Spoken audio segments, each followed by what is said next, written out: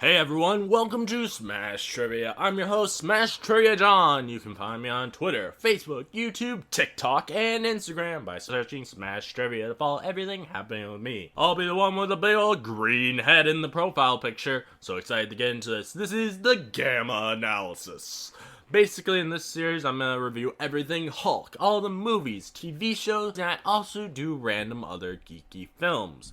Occasionally, not so geeky ones too. And I also like to mix things up once in a while by not reviewing anything. Hope you enjoy Smash Trivia Presents The Gamma Analysis. I want to ask everyone listening, if they can, please do sign for me. Please share the hell of this podcast with all your friends. If you don't, Hulk will be angry. Now that we have all that important stuff out of the way, let's smash right into this episode.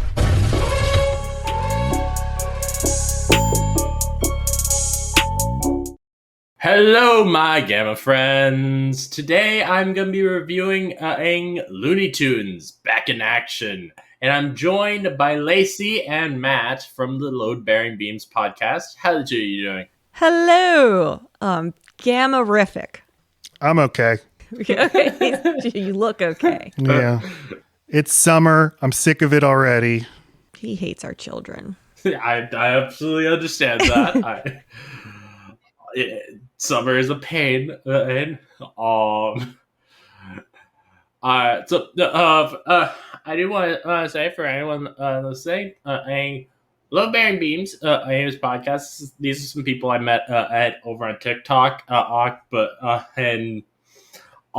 soon as I found out they have a podcast, I knew there'd be people I would want to have come on with me on my show. Which Load Bearing Beans podcast, they basically do review films that were staples of people's childhoods. I believe is what it is. Mm-hmm. Yes. Yeah.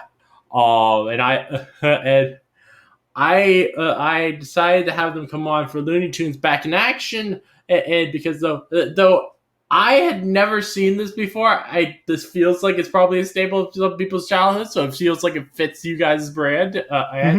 I'm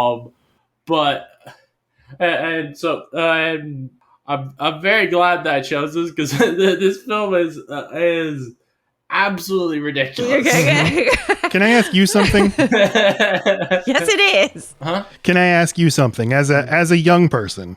Right? I believe on Twitter I saw that you were born in 2001 and I choked on a pretzel. How dare you? I graduated in 02, you son of a bitch. Like there are adults wandering around the world who were born this century. I don't like it. I don't like it. That's not true. Mm-mm. But what role did Looney Tunes play for you as a kid? Like did you watch Looney Tunes growing up? I forgot to put out I know I watched some, but I don't remember what particular series of Looney Tunes. It's just I just know there was. I occasionally saw Looney Tunes and just random shorts, I guess, from them.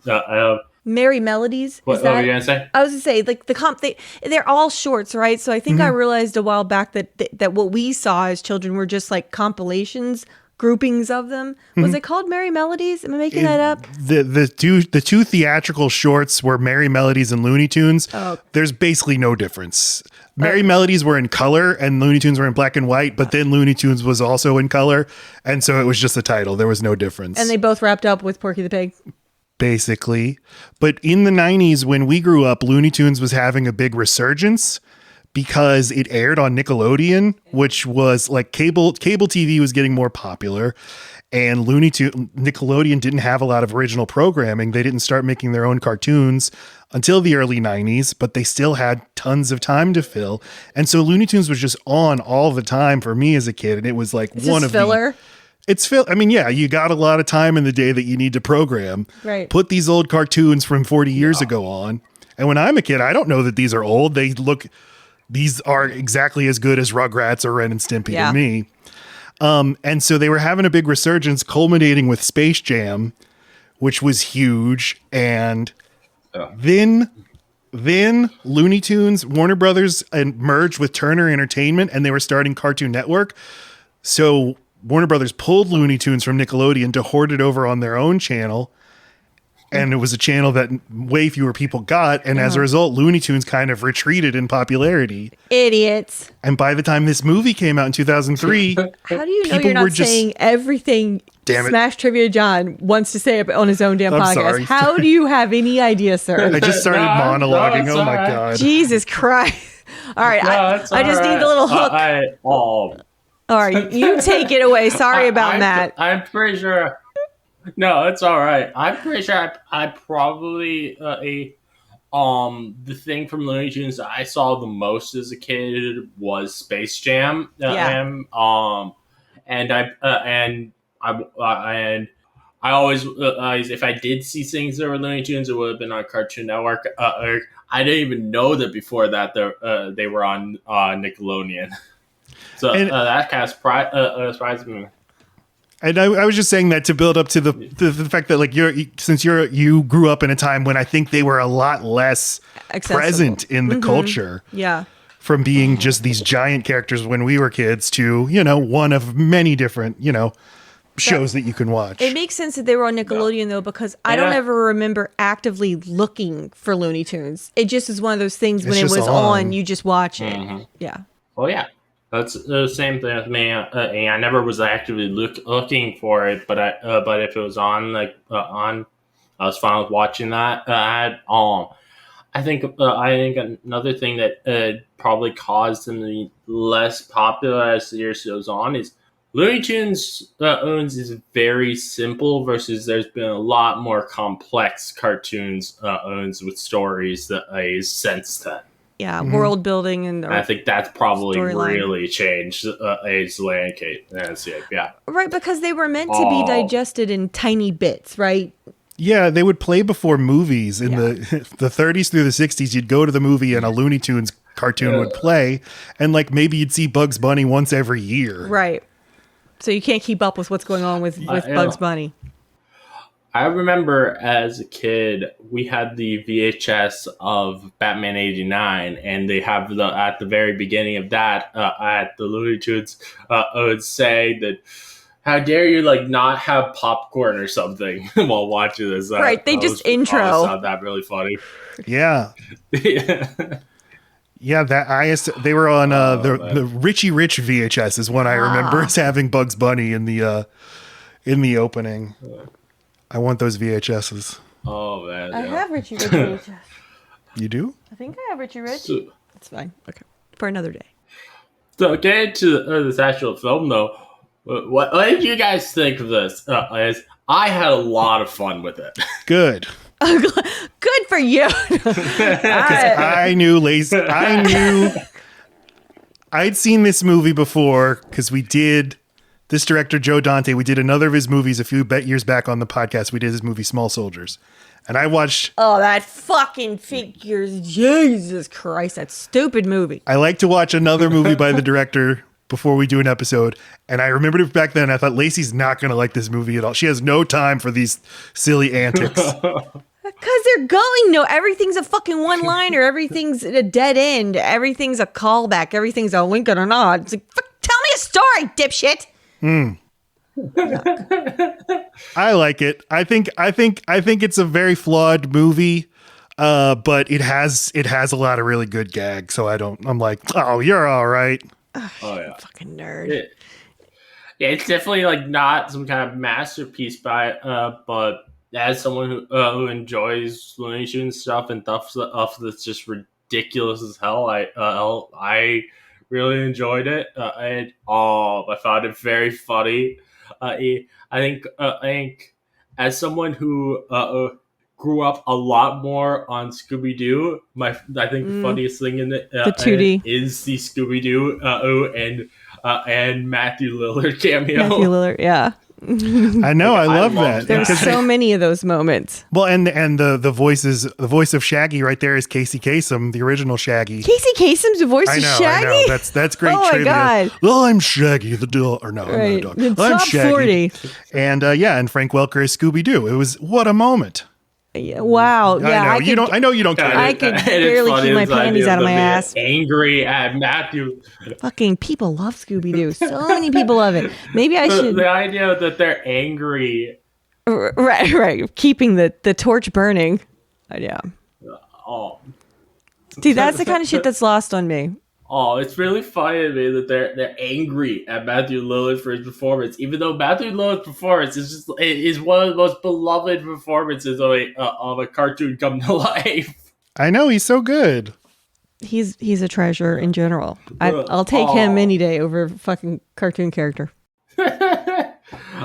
Oh, one thing I found really wild of this, because I do not remember this being a thing in Looney Tunes cartoons as a kid, is they're all so horny.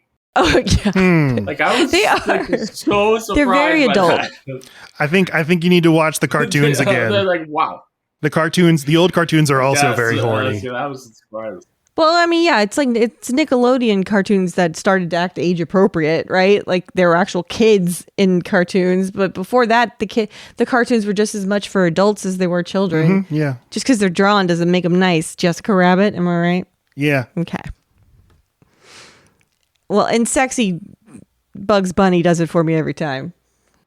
That's a hot baby bunny right there. Like I found so crazy, mainly because it was one of the human characters who did this, is the fact that the female lead of the film breaks into DJ's house and then goes and then it's like, oh, I see that this person's showering. I'll go walk into there. Like, what? And sits in his car and decides to take it to Vegas like that. That's Jenna Elfman, right? Is my biggest fucking no. Steve Martin is my biggest fucking problem with this movie. Jenna Elfman is number 2. That bitch must have got laryngitis like halfway through the filming because she stopped responding. She's all face, but she's not a silent actress. She's not an expressive person. She's pretty and she's kind of kooky and she can be kind of bratty. She has nothing to do. The screenplay. I have a list of women who would have found something to do, sir. This is a nightmare of a screenplay. Everyone's trying their best, but they got nothing to work with. This is her best. I think she's pretty good, at least in the first half of the movie when she has some stuff to do. I'm talking about the second half. Okay. The direction is now react to this cartoon you can't see. Lacey was complaining a lot about she's like, why is she going in the shower? Why is she He felt the same way. why is she putting on the seatbelt like that? Like, it's a movie. You got to do stuff. I didn't fucking say that. But I love the shower sequence. It's so good. The Psycho shot for shot Psycho remake. I understand that. I enjoy the callback to Psycho. I'm just like, it's kind of psycho that she's doing yeah, this. she's the psycho. She's not psycho. And then she goes in his fucking garage. She sits in a car and goes to Vegas in a fucking stranger's car. What is that? I don't understand the objection. They didn't know what the fuck to do. They had gags, but they didn't have any kind of care for making it into a cohesive story. Yeah. No, and the production of this movie is probably more interesting than the movie itself. I'd love for somebody to write a book about this. Because this was intended to be a sequel to Space Jam that just languished in development hell forever. And then by the time it's finally in production, the studio doesn't believe in it. And so just keeps sending in more script doctors to say make it funnier. And you just have so many different cooks in the cameos kitchen that it's hard to make anything funny. I'm kind of surprised that it was originally meant to be a sequel to Space Jam. Because it doesn't really fit into that world, because within that, the world of Looney Tunes is very much a separate thing from the real world. Versus I would say this is more in line with Who Framed Roger Rabbit or the new Chippendales movie that came out a few years ago. If you have something to say, you can say it. No, go. Sorry. I was just gonna say I much rather when they just have them be a part of our world and not we have to go into their world, because I feel like when we have to go into their world, it ends up feeling really fake versus it doesn't so much to me if they're just a part of our world and then they use them for the story that they want to do. that's probably the part of the movie that worked for me the best, was just that these, like, Acme has these random properties, and Acme's an evil company, so they have all the evil they have all these evil henchmen that are cartoons, and for some reason they keep sending cartoons after the cartoons. I don't know why, like they have special undying privileges or whatever it is, but that is more interesting to me. But there you go, Roger Rabbit, a fucking Who Framed Roger Rabbit? A fucking amazing movie with tons of gags, tons of callbacks, but they have amazing, expressive, physical actors. That is what was missing here. They have a hunk and they have a fucking blonde, and then they have Steve Martin doing whatever the fuck it is he thought he was gonna do. Oh my God. Okay, so can I give you my list of ladies who would have made this better? We're not going to be able to stop you, I guess, so go ahead. Lisa Kudrow. Courtney Cox. That's just a coincidence that they're both in Friends. Lindsay Lohan, if she wasn't an infant, I'm not sure. Queen Latifah and Sandra Bullock. Those are all expressive, trained, kind of like just naturally wacky looking, and know what to do if they're not getting directed. But we have to review the movie we saw, not the movie that should exist. Whatever. Oh. Whatever. Oh. Yeah. You talk about how Steve Martin as the villain, and you really did not like that. Seems I'm like 50-50 on him. I'm like on one part I'm like, this is so weird, but on the other part I'm like, I love that he goes for it. He really goes for it. True.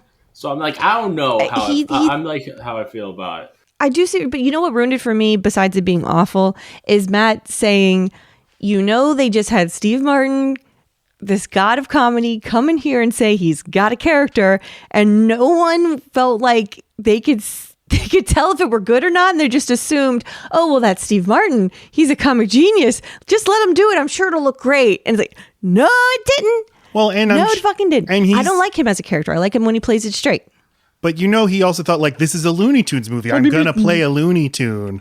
But I think you want to go more for the Christopher Lloyd and Roger Rabbit thing. You want to play it more straight. Or like because Joe Dante always has corporate tycoons as villains in his movies, and they always play it pretty straight, and that makes them scarier, but also kind of funny. Which brings me to my next point. My list of men who would have made better villains. Martin Short, Jeff Goldblum, John Lithgow, Whoopi Goldberg, Ben Stiller, and Will Ferrell. Okay. It's a solid fucking list. All right, go on. Name and actors. I really thought about it, Matt. I'm not naming actors. I'm going to name a divorce attorney in a second. Ugh. Just kidding. One thing that I think was really cool for the production of this is the use of they did both practical CGI and animation. I thought it was really fun how they did all three. I thought I think that was just an interesting choice, but it's that I think worked out really well to sell the fact that this is supposed to be a wacky world. Yeah, I did appreciate the puppets. Yeah, there's a lot of good practical stuff. It just feels like it's a Joe Dante movie and a Looney Tunes movie kind of on parallel tracks, and they never really meet up, but I kind of like each individual thing. Mm-hmm. Yeah, it felt like a hodgepodge. But it makes me wish, like, I would rather just see either only Looney Tunes movie or this Joe Dante movie where there's like a spy story. Where you bring me to my next point. Okay. Which is that this movie could have been good because Joan Cusack is the only person that knew what kind of movie she was in. She was wacky, she was weird, she was off, but she picked she's the best thing in this movie. So, better actress. Well, Lacey, what about, do you like the animation? Do you like when they're in the art museum? Do you like that stuff? Oh, yeah. John, do you like that? Oh, yeah. It's so much fun seeing them go into different paintings and stuff. That was great. It's great. I think they really went for it with this film, and that's what makes me just really appreciate it because I think there's a lot of films where they don't go for don't really go for the wackiness of what they're adapting. Yeah, like Space Jam is a little afraid of embracing the Looney Tunes of it. And I know that it's kind of, you've got Michael Jordan and it's kind of a weird sort of commercial, more than it is a movie. And Yeah. I think that this movie was very consciously trying to be like, we need to be faithful to the spirit of Looney Tunes. I get that. I like all the near death and And I also rebirth. I think I like the story of the spy story better than I like the just basketball story of Space Jam. I thought that was a more fun, more thought out story. Yeah, and that is actually that's the leftover part from the Space Jam sequel. That was the leftover part for the Space Jam sequel because Space Jam was such a huge hit and it sold like $1 billion in merchandise, and they're working on a sequel, but Michael Jordan doesn't want to make a sequel. So they're like, what are we going to do? And at one point they're going to do Race Jam with Jeff Gordon. Oh, That's why he's in the movie. okay. They're going to do like Skate Jam with Tony Hawk. Stop it. And an idea that kind of went somewhere was Spy Jam with Jackie Chan. And they don't have Jackie Chan, but it seems like they did use the spy story with Brendan Fraser and his father in the movie. But it is interesting. You look at this movie and you can kind of see the vestigial elements of all these past movies that they didn't make. That's kind of sad. But the cameos, oh my God. They just threw, I mean, it was just so much. It was just gag after gag after gag. What did you guys think? What did you guys think of Brendan Fraser in it? Matt? No, Lacey. No, my brilliant Matt. Go ahead. Oh, I mean, I loved Brendan Fraser in general. And I like that he's no one's as good as Bob Hoskins in Who Framed Roger Rabbit, but it's impossible to act against cartoons that aren't there. Oh, really, Matt? But the other thing is, like, you see him throwing his body around, and Brendan Fraser did his own stunts in real life, and it ruined his body and caused major depression for him. Aww. So there's kind of weird to see him playing this guy who wants to be a stuntman and wants to show that he can throw himself off buildings and stuff, but also know in real life what that did to him. I didn't know that. I think he's doing his best, and I give him a pass. And he's handsome as hell. He looks good when he's in his adventure stuff. They change clothes a lot. I appreciate that. I don't think I've ever seen a film where I didn't like Brendan Fraser in it. He's always just so much fun to me. Yeah. Trying to think.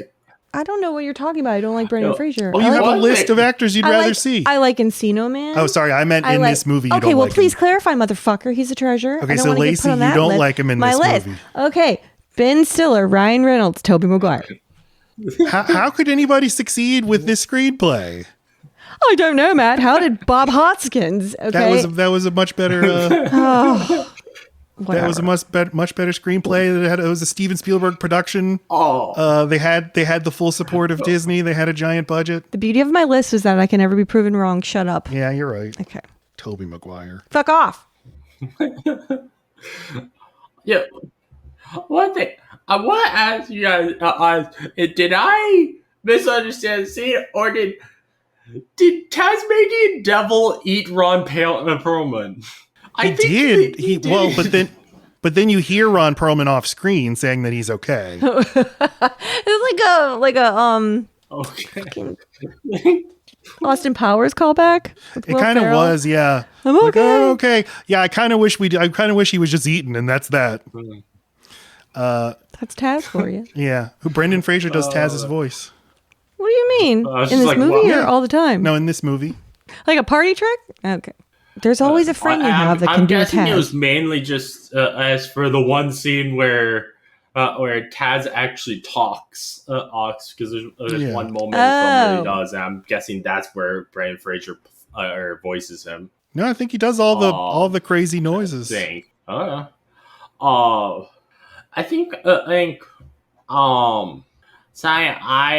really enjoyed.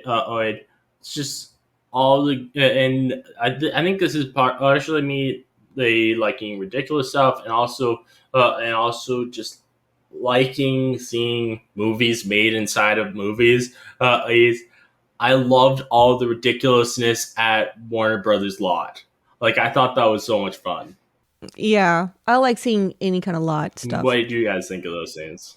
Yeah, I love it. I love that she's like she's like, I'm trying to be nice, but I was hired to maximize your synergy or whatever.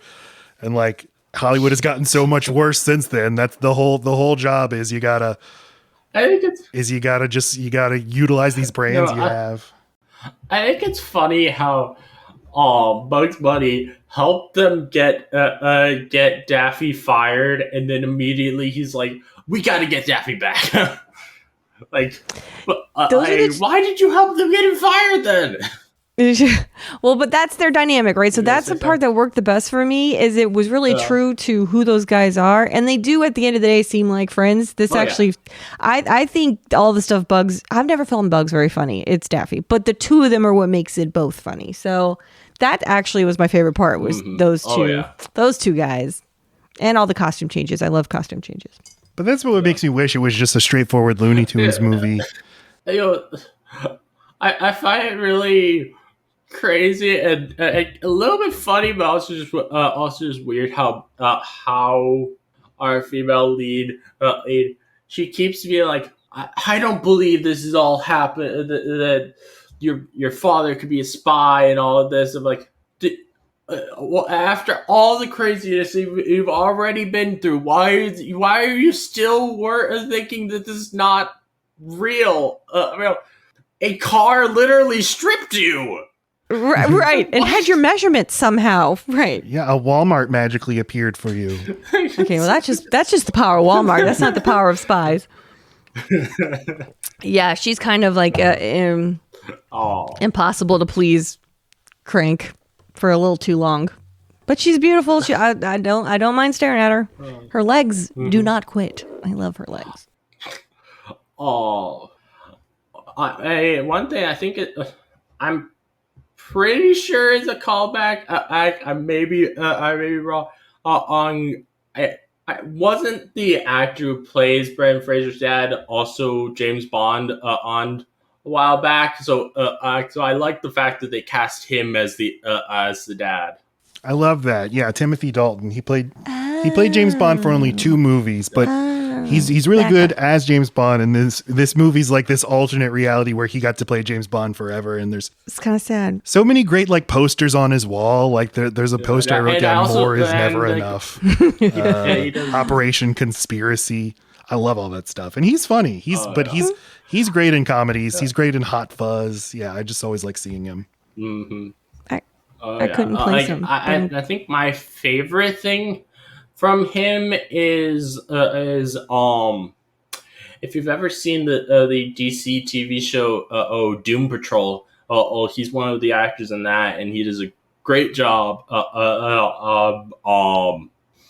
He also coincidentally another actor in this is also in that same show, Brendan Fraser. But yeah, I thought. I really enjoyed him in it. Trying to think. So they had worked together. Okay, that's interesting. Another sequence. They worked together again, and many years later, with Doom Patrol. Trying to think. What else about this film that should be talked about? The sequence in space was really great. I think it's absolutely exactly what you want out of Looney Tunes. Yeah, and I love Marvin the Martian. I think it's a good idea to have him be the sort of ultimate villain at the end.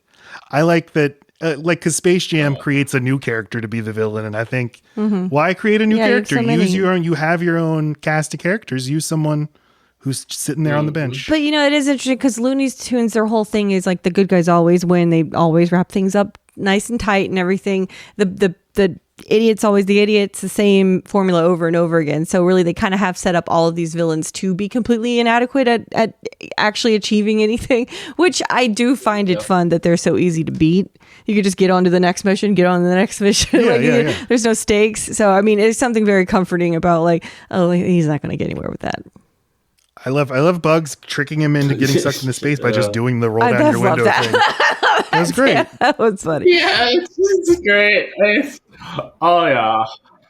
Oh, The Heather. I'm sorry, I just came out of nowhere with that. Because the Heather that was Heather Locklear, Heather right? Locklear, And she was yeah. 42 at the time, which is fine. But like, is it a joke that she's a pop superstar singing the most boring song I've ever fucking heard in my I life? think she's got a residency at Yosemite Sam's Casino, so I think she's supposed to be. She's in her twilight. Past her prime, yeah. Right. And this is a Okay. little sad, but she still has some dignity. But I'd love to go to Yosemite Sam's I Casino. would It looks amazing. God does it. Yes, yeah. that's the only Western environment I ever want to be in. man. Yeah, I looked up filming location there, see if we could book a room. Is it real?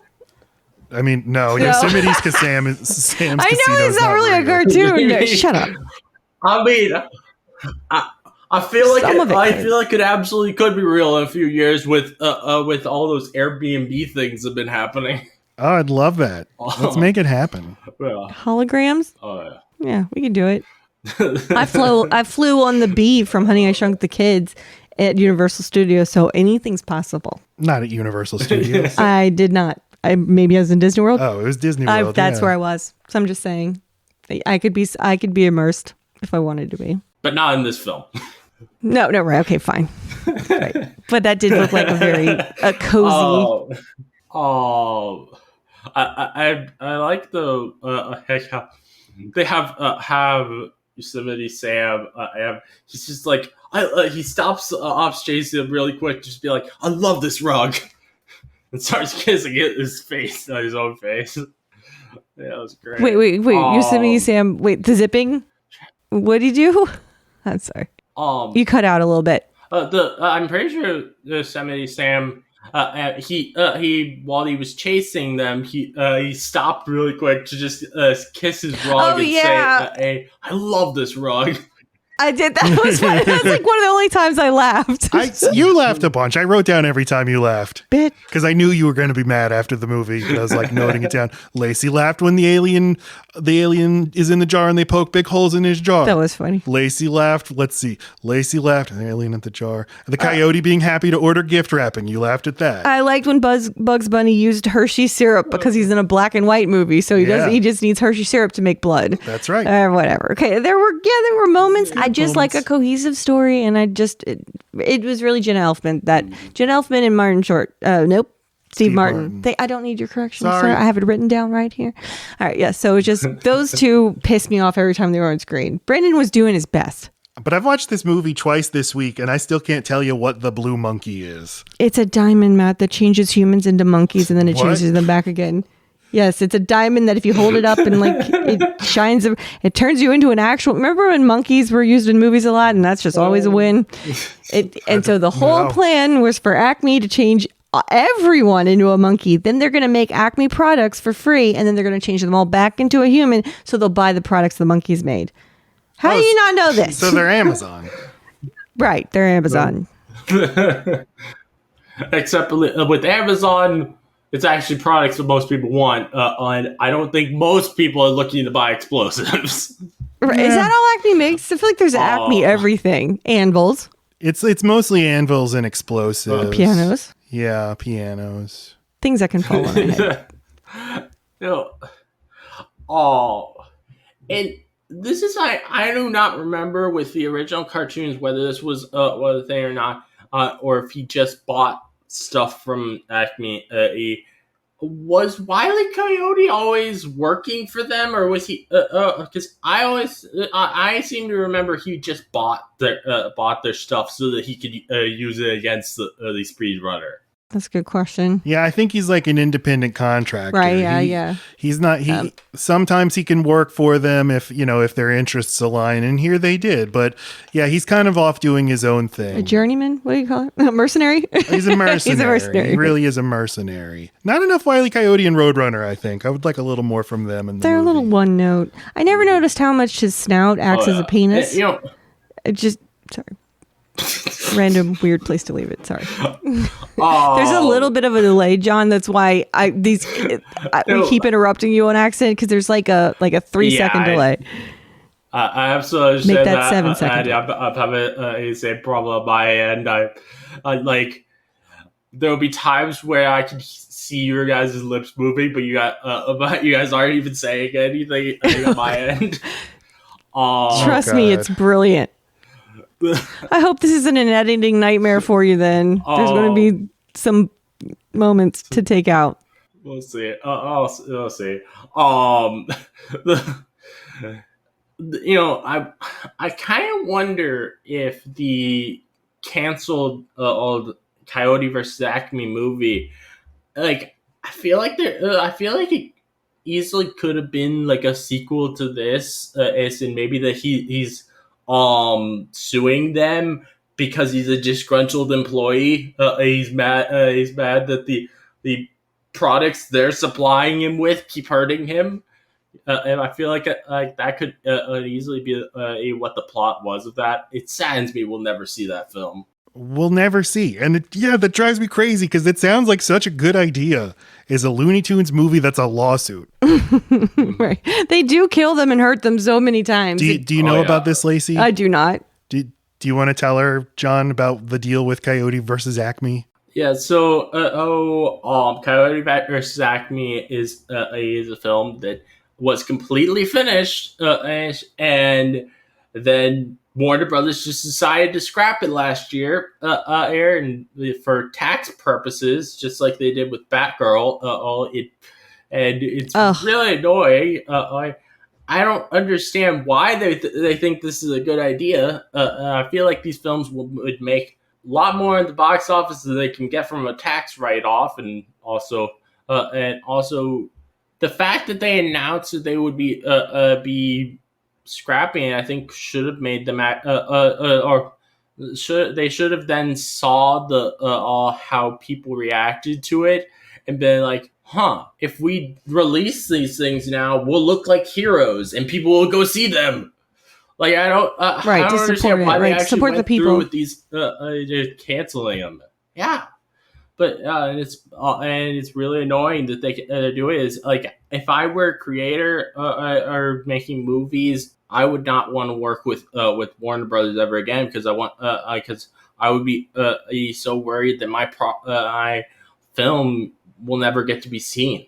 Like, Christopher Nolan had his deal at Warner Brothers. He made all his movies for Warner Brothers, and when they started putting their movies out in theaters and on HBO Max on the same day, he left and made Oppenheimer for Universal. Warner Brothers could have had Barbie and Oppenheimer last year, but the way they've been treating the creatives has made people unhappy. And it's just insane that, I mean, it's a political problem more than anything else. Like, why does the tax code incentivize movie studios to delete movies from existence? At the very least, if they get a tax write-off for the movie, it needs to be public domain. Because that's our movie. We paid for it. Right. The people's movie. I think so. Yeah. Oh, yeah. I think we should absolutely be able to see it if they're trying to do stuff like this. And I think that should be extended not just to movies, but everything that they cancel that has been finished. Like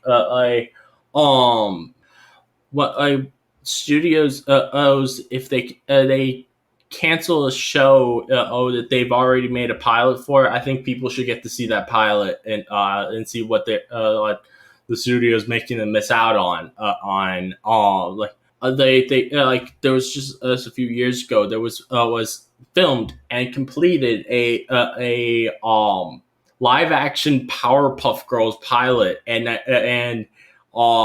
they then canceled it and I've actually read the script for that, and it is absolutely ridiculous. It's like, I don't know if people would have liked watching a whole series of it, but at the very least, I want to see that. See actually that pilot as how they acted it. Just to see what we were missing out on. What show is that? I'm sorry, I didn't hear the property. A live action Powerpuff Girls. And it was going to be about them now as adults. That sounds good. I read the script. It's ridiculous as hell. It's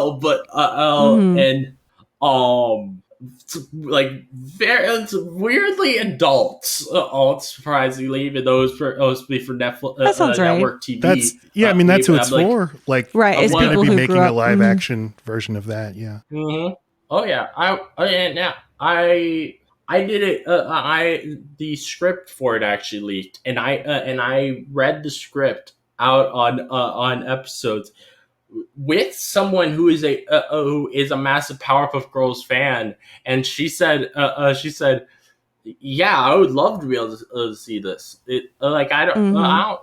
I wish we could just us get to see all these things that they cancel, and then if people end up liking it, just make the rest of Crowdfund. the thing. I think. Right, right. Like if you're not sure, you want us to sample that, get a what is that called? Screen test? What do you do when you all get in a room? Well, I think part of it is like they don't want to admit they did anything wrong. Right. It's all part of a plan they have. If they backtrack on anything, it's like going to undermine confidence in the regime that runs the company that has this 5-year plan where everything is a strategic move. So sexy, so artsy. I feel like it's not.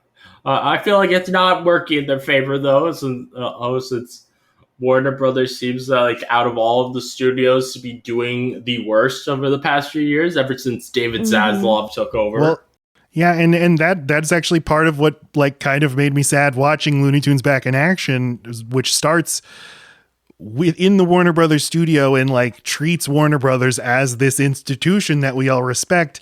And Zaslav and AT&T and then Discovery have just worked to just totally diminish that brand. And I think like in 10 years, it probably won't even exist. It's going to merge with one of the other studios and there will be 2 or 3 studios left. And it's going to be so sad. And with just the changes since COVID and how few things go to the theater and how we just get less and less new original things. I just feel like people who really care, who are actually showing up for these things, are getting less and less patience for dick moves like this, or just the bureaucracy of the studios getting in the way of us still getting to enjoy the thing that we've always liked to do.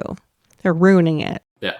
You know, it's so weird to me to think that how just 10 years ago you could look at Warner Brothers and be like, they are the one competition that Disney has. Now they're nothing compared to Disney. Yeah. And I think that's mainly because of David Zaslav's lead. I think that he took over after they merged with AT&T and then AT&T quickly sold them away. So it's like it was just a period of huge instability for them. Right. And he inherited this idea that we're going to de-emphasize theatrical releases. And then he said, I don't like that. And I do give him credit for saying we need to put movies in theaters. It doesn't help us at all to release them on our streaming service. But the way he's treated artists is disgusting. But I at least wanted to give him credit for that. And I'm sure he feels good that I gave him credit. Yeah, he'll enjoy that. Oh, yes. David Zaslav is definitely listening to my podcast. Yeah, I know he does. Yes, he's one of my 5 listeners. We feel your pain. We feel your pain. we got 30, baby. Oh, I'm trying to think. Is there anything else about the film that we should talk about? I'm not sure. Well, can I ask you something? Do you have either of you have anything?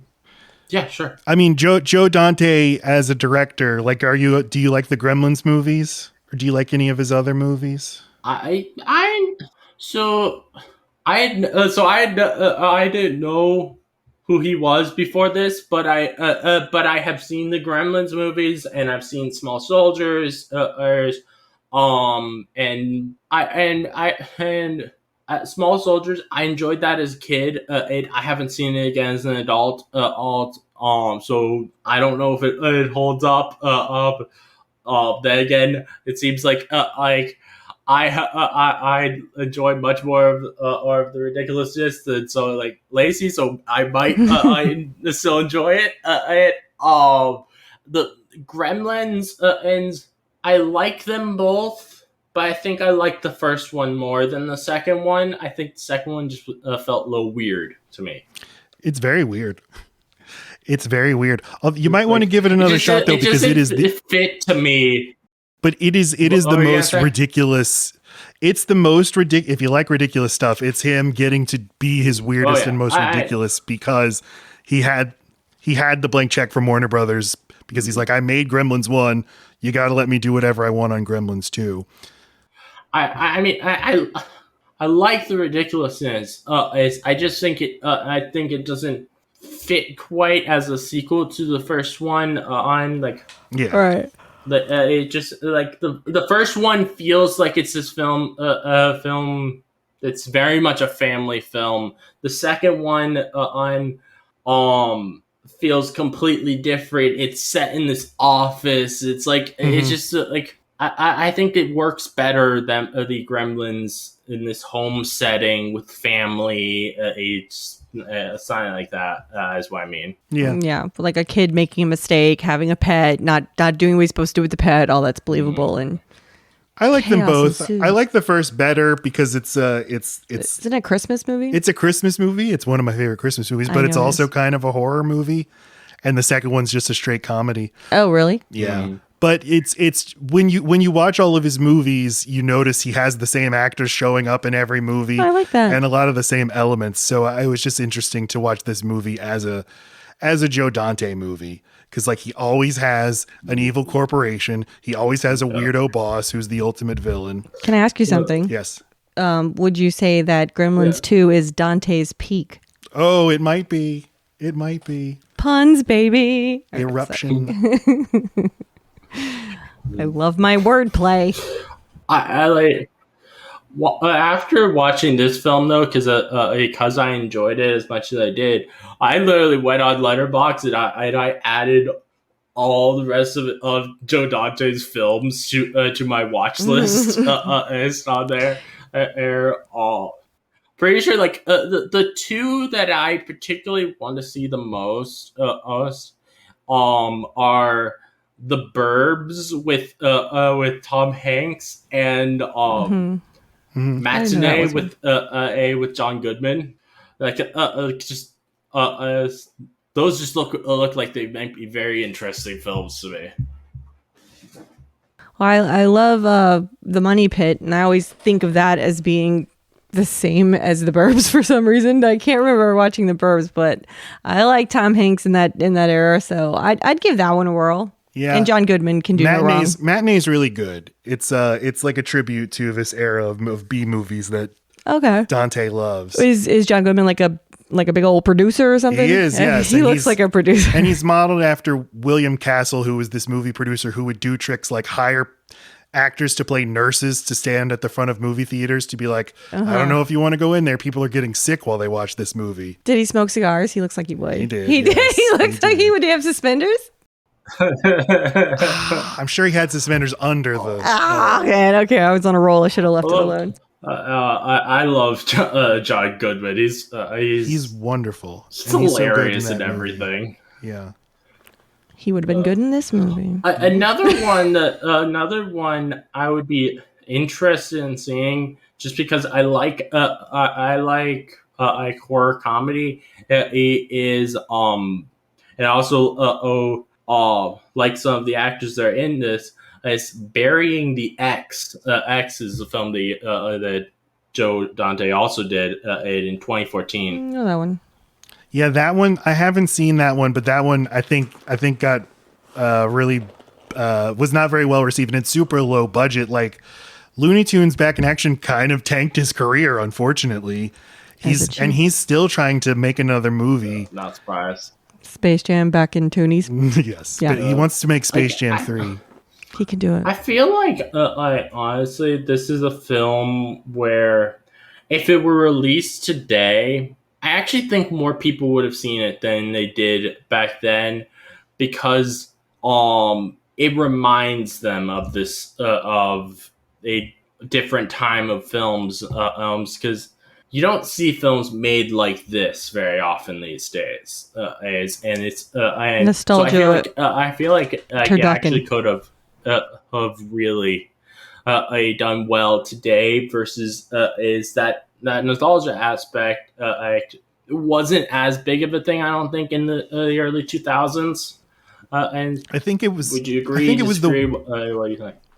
Yeah, I think it was the very worst time Yeah. to release the Looney Tunes movie because We weren't old enough yet to care. exactly, and the '90s wave of Looney Tunes had ended, so it seemed kind of sad. It seems Right. like, oh, you missed it. That's Looney Right. Tunes. That was 5 years ago, which is too long ago to seem cool, but not long ago enough for Yep. you to be nostalgic about Yeah, it. no, now it's just like it's off trend. Now it's sad, right? You need good 20 years to make things Yeah. unsad.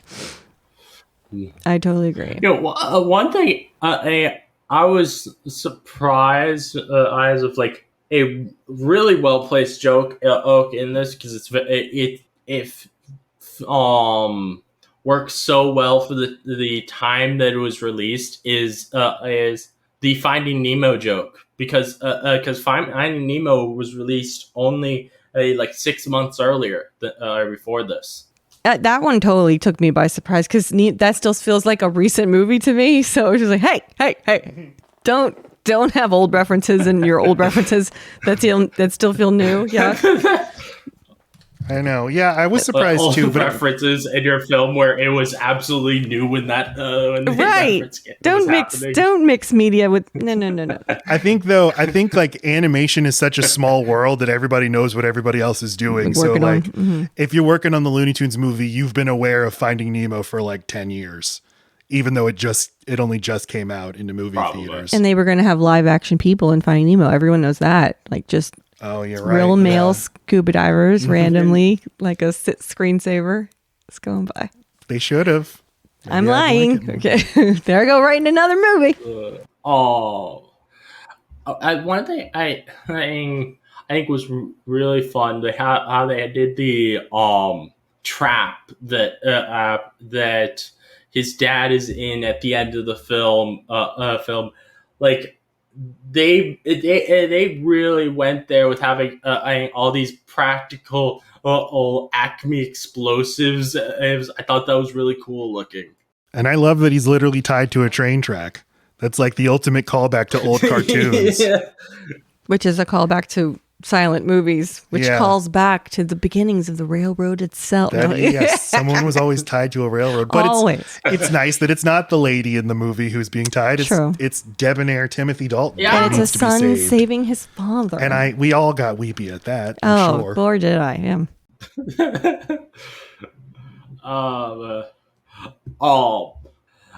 I don't think made sense because of a joke that happened in the film is how the bad guys ended up finding them in Africa.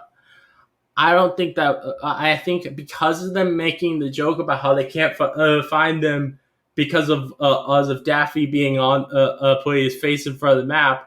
I think that makes it so it doesn't make sense for them to have just found them so easily in the very next scene. Yes, plot hole. Again, this is one of those things where I watched the movie in two times in 2 days, and I'm like, I don't know how they track them to Africa. I don't know how they get to Africa. I can't follow these plot mechanics. It's the tunes. It's like X-Men. They're as long as you get in the Magneto thing or whatever, you can put your mind into another tune. You just detect it. Okay, you detect a presence. No, right. And then but for this reality, you can put your whole body in a zip-up suit of a granny, as long as she's right next to who you want. Oh. Yeah, you really should watch it a third time. It's all Okay, there. I will. Okay, idiot. And you have. I think it's funny that I and cute that Taz got a girlfriend of his own really briefly. Somehow that being the bodyguard person. Also voiced by Brendan they- Fraser. He also I does think- the female Taz. Wow. I know. I'm impressed. I didn't know these things about Brendan Fraser. You got to tell me nice things about have. people before. Go back to our Mummy No. Returns episode. We talked all Oh about yeah, it. I'm going to return to that. No way. Oh man, and it really just makes me happy to see that Brendan Fraser has made such a resurgence in Hollywood in recent years. because he really does seem like one of the most wholesome people in Hollywood. Yeah, I've always loved him. We did an episode a few years ago on The Mummy Returns, and we did that in 2020. So it was kind of like right before the Renaissance really happened. And I've re-listened to that episode recently. You can hear us being like, Brendan Fraser, come back, please. We miss you. We clapped and he got his wings or didn't die or whatever. Whatever happens to Tinkerbell. Oh. When you believe. Yes, we believe in you, Brendan. We do. Well, you think he'll come on the podcast? I think he might if we can reach out to the right people. But yeah, young Brendan Fraser, he's just such a good physical presence, and he is so charming in a movie star way, but also legitimately funny and can totally make fun of himself. That's true. He doesn't take himself too seriously. Oh yeah, there aren't I that loved how many like he him. joked. I love how he joked in the film about how Brendan Fraser is a jerk, even though that's absolutely not true. Yeah, right. Like he's even okay with like besmirching his own reputation just for the laugh. Yeah, what a guy. Oh, I don't think there's really anything else to talk about this film. So I'm gonna wind down this review. Is there any last words that either you would like to say before I end this off? Can we plug where to find us? Can we talk about our TikTok bullshit? Yeah, absolutely. Okay. Matt, go ahead. Oh, well, our podcast is called Load Bearing Beams. Lacey and I, who are married to each other, pick a movie every week and talk about it for 90 minutes or so. I pick one and make him watch. He picks one, makes me watch, and then we destroy it. Yeah. Or love it. But it's always a good time, and we talk about the history of the making of the movie and then just kind of talk about it at length. And you can find that wherever you get podcasts. And there's also, the podcast is available on YouTube. And then, in video form if you want it that way. And we are very active on our TikTok if you want to come talk to me. And Matt is active everywhere else if you want to talk to that motherfucker. on all the social media. Yay. We did it. We did it. We did it. Oh, and one more thing. I love the old Walmart design. That's all. Okay. That Walmart. Yes. I want to go to that wrote down, Walmart. I love that Walmart design. I do feel safe once the Walmart appears. Like, they're going to be okay. I know. They've got low discount deals. Especially when its logo is like that. It reminds me of when I was 16. I love when films make a joke about the product placement. I think it makes the product placement work so much better when they make jokes about it. This was the perfect amount. Check out the Low Bearing Beams podcast. Check out they're out on TikTok as well. On the TikTok, you'll see both this. You guys have been doing stuff for a fantasy box office thing that I'm part of. Yep. It's been a lot of fun on messing around with. Thank you. Good. Thank you. And also, Laci does a lot of drawings on there. Like some. You have one right there. For me, okay. Which I really appreciate those. I still owe you one. I know. I'm going to make a custom one. No, it's all right. It's all right. Yeah. I have them all right here. Oh, that's awesome. And that was right before I started. You actually started the trend of me asking for requests and for people to like ask me to do a character rather than just color a page. So that you actually did that. Yeah. Thank you. You started a revolution. Cool. Oh my God, the people. I didn't know I started that. I thought that was just the thing that was happening, but yeah. I was just kind of fucking around and making things into stuff and thank you. Yeah, I appreciate you. If you like drawings, check out I got the drawings things that Laci makes over on TikTok. Cause they're always a lot of fun to see. And also they did an episode on a film that I really enjoyed. They did not very much, but it was fun getting to force them to watch it. Of Howard the Duck. Sorry. That fucking movie, man.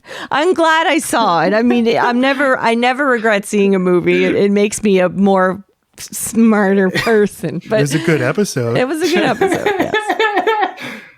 What a shit show. Yeah, it's a really fun episode. I really enjoyed listening to you guys talk about Good. it. Thank you. Yeah. Check out everything that the Low Bang Beams does. Is there great podcasts, great videos on TikTok, great people. Also, yeah, just check. You're a great them out. person. You're good people. Thank you. Thank you. This again, thank you for listening. And if you like the scam analysis, please give a 5-star review on Apple Podcasts or a 5-star rating on Spotify. I'd love to hear your thoughts on the episodes. Please let me know. And if you'd like to listen to more from me, please subscribe. Many more Gamma analysis from me coming, so keep on the lookout. This again is your host, Smash Trivia John, signing off. Yay.